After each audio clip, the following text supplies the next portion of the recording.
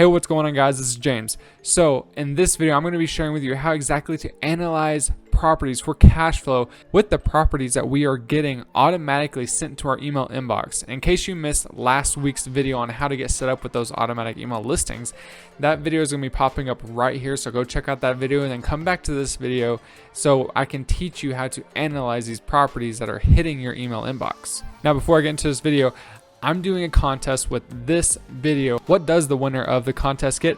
They get one-on-one mentorship / coaching with me with real estate investing, my 6-week course that's valued at $500, and I'm giving it away to you guys completely free. All you have to do is subscribe to the YouTube channel, turn on bell notifications, like the video, and comment down below. I'm going to be picking a winner from the comment section. But wait, you can enter a second time. How do you do that?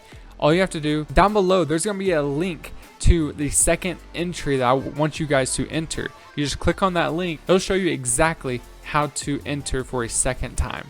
So let's analyze a deal that hit my email inbox. I think it was yesterday. So let's jump into my phone right now. We're going to do everything from my phone. That's literally all you need. So we got this email about this property at 2804 Redland Lane in Indianapolis, Indiana, because that's where our targeted market is going to be.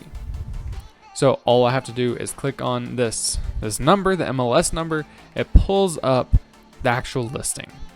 What do? Whenever we're just running the numbers, we're not really looking at anything else. We're just wanting to know if this property cash flows. If it does, we look farther into the property. Guys, all we do literally is copy and paste this address. Copy it, and we're going to take it over to Zillow or Zillow.com if you are on desktop, or just your Zillow app, and you are literally going to copy and paste, search it, boom, pulls up the listing. So the next thing we're going to want to do is you're just going to scroll down until you get to, I believe it's monthly. Yep, monthly costs. Zillow does a very good job on estimating what your monthly payments will be based off of interest rates and how much you put down on the property. And you can literally go in here and just type in whatever you want to. You can mess with the numbers. That way you can see what is a good deal. For the purpose of this video, we're just going to leave everything as is. We take that same address and we plug it into Rentometer. This is all, guys, this is all we do. All you do, copy, you paste, and then however many beds, baths, and the rents, whatever you plug in here, doesn't matter. It's going to give you a number. So it was a 3-bed, 2-bath. So 3-bed, 1.5 baths or more. Click Analyze Property, and boom, here we go. The average rent for this area, for that type of house, for a 3-bed, 2-bath property is roughly $1,200 every single month. So what do we do with that information? There's a few things that we need to do right now. So we're just going to take an even $1,200, okay? So you are going to take out for vacancy, maintenance, and property management. We're going to do a flat 10% across the board.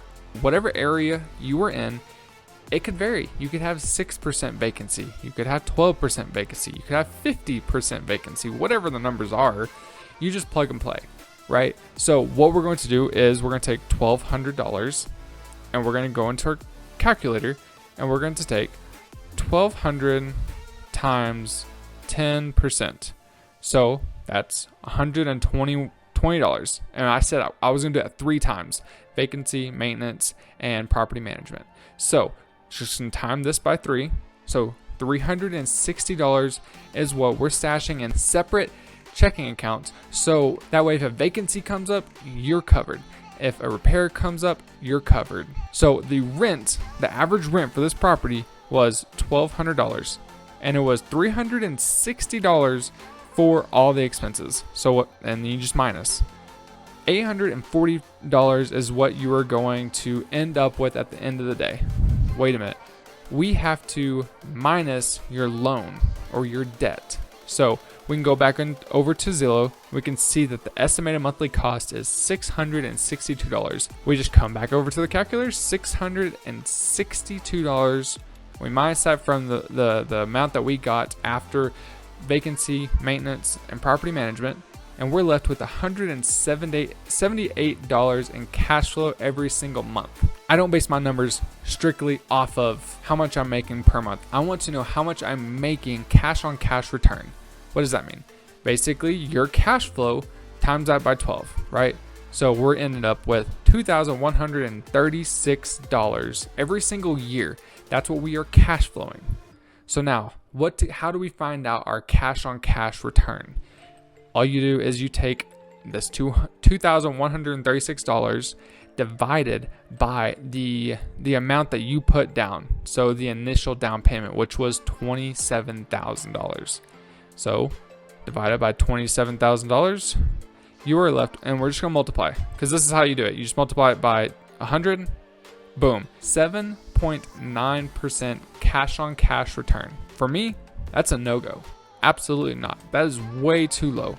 I need at least double that to make it worth it in my market. So there you have it, guys, how to analyze a property. And we just literally took a property. I never ran this property's numbers before. I just got this email, I think it was yesterday, honestly, but we just ran the numbers and it didn't work out.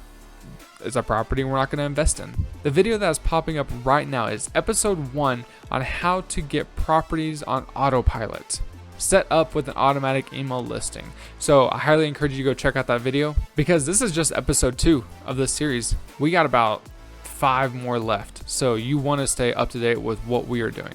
Until next time, guys, I'm out. See ya.